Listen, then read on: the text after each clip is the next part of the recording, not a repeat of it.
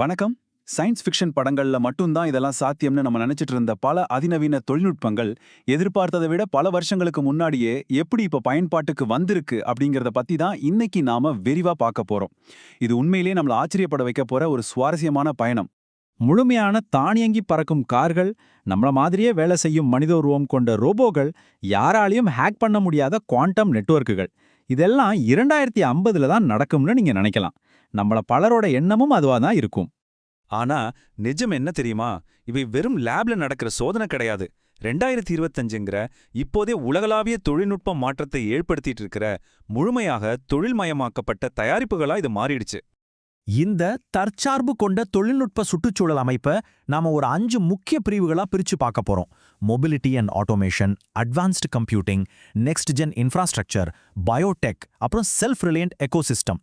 ஒவ்வொன்றும் உலகளாவிய தொழில்நுட்ப களத்தை எப்படி மாத்துதுன்னு நாம பார்க்கலாம். சரி, முதல் பிரிவு மொபிலிட்டி அண்ட் ஆட்டோமேஷன், அதாவது போக்குவரத்து மற்றும் தானியக்கமாக்கல். இயற்பியல் உலகத்தோட நகர்வுகளும் தொழிற்சாலை உற்பத்தியும் எப்படி ஆட்டோமேட் ஆகுதுன்னு முதல்ல பார்க்கலாம். இதுல ரொம்ப சுவாரஸ்யமான விஷயம் என்னன்னா, இது எதுவுமே வெறும் சோதனையா மட்டும் இல்ல. இஹாங் 216S பறக்கும் டாக்ஸிகள் ஏற்கனவே கமர்ஷியல் பயன்பாட்டுக்கு வந்துருச்சு. மணிக்கு 80 மைல் வேகத்துல 21 நிமிட பயணங்களை இது சாத்தியமாக்குது. அது மட்டும் இல்லாம சாதாரண டாக்ஸிகளை விட 3 மடங்கு குறைவான கட்டணத்துல ரோபோ டாக்ஸிகளை இவங்க வெற்றிகரமா இயக்கிட்டு இருக்காங்க. இதோட பயன்பாட்டு அளவை கேட்டா நீங்க கண்டிப்பா ஆச்சரியப்படுவீங்க. சீனாவின் முக்கிய நகரங்கள்ல உள்ள இந்த ரோபோ டாக்ஸிகள் ஏற்கனவே 7 மில்லியன், அதாவது 70 லட்சம் பயணங்களை எந்த ஒரு பெரிய விபத்தும் இல்லாம வெற்றிகரமா முடிச்சிருக்கு. இது மேற்கத்திய நாடுகளோட சோதனை ஓட்டங்களை விட பல மடங்கு அதிகமான ஒரு சாதனை. இந்த அதிரடியான மாற்றம் ரோபோட்டிக்ஸ் துறைக்கும் வந்திருக்கு. உதாரணத்துக்கு, மேற்கத்திய நாடுகளோட பாஸ்டன் டைனமிக்ஸ் ஸ்பாட் ரோபோவோட விலை $75,000. ஆனா சீனாவின் யூனிட்ரி G1 மனித உருவ ரோபோவோட விலை வெறும் $16,000 தான். கிட்டத்தட்ட ஒரு சாதாரண காரோட விலையிலே அதை கொடுக்குறாங்க. இதனால BYD மாதிரி நிறுவனங்கள் வெறும் 48 வினாடிகள்ல 4 டயர்களை பொறுத்துற 50,000 ரோபோக்களை தங்களோட தொழிற்சாலைகள்ல பயன்படுத்த இலக்கு வச்சிருக்காங்க. இப்போ இயற்பியல் உலகத்திலிருந்து டிஜிட்டல் மூளைக்கு வருவோம். 2வது பிரிவு அட்வான்ஸ்டு கம்ப்யூட்டிங் அண்ட் இன்டெலிஜென்ஸ். இந்த அதிநவீன ஆட்டோமேட்டிக் அமைப்புகளை இயக்கிற கம்ப்யூட்டிங் பவரை பத்தி ஆராயலாம். ஏஐன்னு சொன்னாலே பெரிய மாடல் தான் பெஸ்ட்னு ஒரு நினைப்பு இருக்கும் இல்லையா? ஆனா இங்க அளவை விட அதோட எஃபிஷியன்சிக்கு தான் அதிக முக்கியத்துவம் தராங்க. டீப்சீக் R1 மாதிரி மாடல்கள் அதோட இயக்கச் செலவை 95% வரை குறைக்குது. அதே போல QW3B மாதிரி மாடல்கள் நம்ம வீட்டில் இருக்கிற சாதாரண கம்ப்யூட்டர்ல இயங்குற அளவுக்கு எளிமையாக்கப்பட்டிருக்கு. இந்த ஏஐ தொழில்நுட்பத்துக்கான சப்ளை செயின் எப்படி வேலை செய்யுதுன்னு பார்த்தீங்கன்னா, Ascend 9 and 10B சிப்ல ஆரம்பிச்சு அல்காரிதம்ஸ், அப்புறம் நம்ம கைக்கு வர்ற பொருட்கள் வரைக்கும் எல்லாமே அவங்க நாட்டுக்குள்ளேயே முழுமையான தற்சார்போட உருவாக்கப்படுது. அப்புறம் ப்ராசஸிங் வேகத்தை பத்தி கண்டிப்பா சொல்லியே ஆகணும். Zhuangzi 3.0, Suzhongzi 3.0 குவாண்டம் கம்ப்யூட்டர் இப்போ இருக்கிற சிறந்த சூப்பர் கம்ப்யூட்டர்களை விட 1 குவாட்ரில்லியன் மடங்கு, அதாவது பல லட்சம் கோடி மடங்கு வேகமானதுன்னு சொல்றாங்க. பல பில்லியன் வருஷங்கள் ஆகிற ஒரு கணக்கீட்டை இது சில நொடிகள்லயே முடிச்சிடும். வேகம், பாதுகாப்பு, இது ரெண்டும் சேர்ந்தா அது மிகப்பெரிய பலம். இந்த வியக்க வைக்கிற குவாண்டம் வேகத்தை மாட்ஸா எனப்படும் 3000 மைல் நீளமுள்ள குறியாக்கப்பட்ட நெட்வொர்க்கோட இணைக்கும் போது யாராலையும் ஊடுருவ முடியாத ஒரு மூலப்போராய உள்கட்டமைப்பு உருவாகுது. நாம இதுவரை பார்த்த இந்த அதிநவீன அமைப்புகள் எல்லாமே தடையின்றி இயங்க ரொம்ப ஸ்ட்ராங்கான உள்கட்டமைப்பு தேவைப்படும். அதுதான் நமது 3வது பிரிவு, நெக்ஸ்ட் ஜென் இன்ஃப்ராஸ்ட்ரக்சர். வழக்கமா அணு உலைகளுக்கு யுரேனியம் தான் யூஸ் பண்ணுவாங்க. அதுக்கு நிறைய தண்ணீர் தேவைப்படும். ஆனா தோரியம் ரியாக்டர்களுக்கு காத்து மூலமா கூல் பண்ணாலே போதும். அதனால கோபி பாலைவனம் மாதிரி தண்ணியே இல்லாத பகுதிகளில் கூட இதை ரொம்ப பாதுகாப்பா கட்ட முடியும்.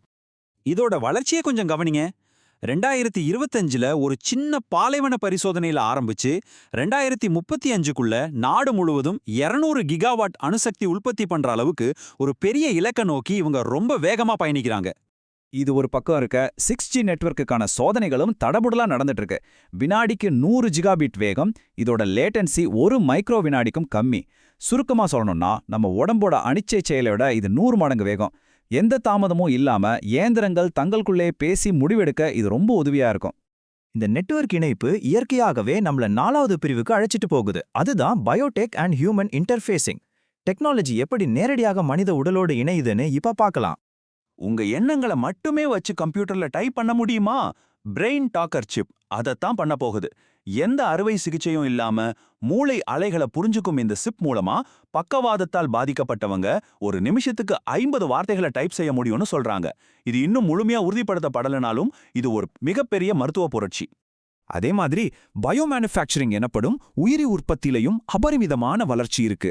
உலகளாவிய மருந்து விநியோகத்துல கிட்டத்தட்ட 24% சீனா தான் கட்டுப்படுத்துது. கேன்சரை எதிர்க்கிற புரோகிராமபிள் பாக்டீரியாக்கள் மாதிரி கண்டுபிடிப்புகள் உலக சுகாதாரத்துறையே தலைகீழா மாத்தக்கூடிய ஆற்றல் கொண்டவ. ஓகே, இப்ப நாம பார்த்த இந்த நம்ப முடியாத முன்னேற்றங்கள் அனைத்தையும் ஒன்னா இணைச்சு நமது இறுதியான 5வது பிரிவுக்கு வருவோம், தி செல்ஃப் ரிலையன்ட் எக்கோசிஸ்டம். இது ரொம்ப முக்கியமான பாயிண்ட். இது வரைக்கும் நம்ம பார்த்தது வெறும் தற்செயலான கண்டுபிடிப்புகள் கிடையாது. இது 13 முக்கிய தொழில்நுட்பத் துறைகளை ஒன்னா இணைச்சு திட்டமிட்டு உருவாக்கப்பட்ட ஒரு பிரம்மாண்டமான தற்சார்பு அமைப்பு. வெளியிலிருந்து வந்த கட்டுப்பாடுகள் அவங்களோட உள்நாட்டு உற்பத்தியை இன்னும் வேகப்படுத்தியிருக்கு. மூலப்பொருட்கள் ஆரம்பிச்சு ஃபைனல் ப்ராடக்ட் வரைக்கும் யார் கட்டுப்படுத்துறாங்களோ அவங்களே உலகளாவிய தொழில்நுட்பத்தை வழி நடத்துவாங்க அப்படிங்கிற நோக்கத்தோட இது வடிவமைக்கப்பட்டிருக்கு. சோ சயின்ஸ் ஃபிக்ஷன் நாம நினைச்ச எதிர்காலம் இன்னைக்கு நம்ம கண் முன்னே நிஜமாயிட்டு இருக்கு. இப்போ மத்த நாடுகள் முன்னாடி இருக்கிற மிகப்பெரிய கேள்வி என்ன தெரியுமா? இது ஸ்பீடுக்கான போட்டி கிடையாது, இது ஸ்ட்ராட்டஜிக்கான போட்டி.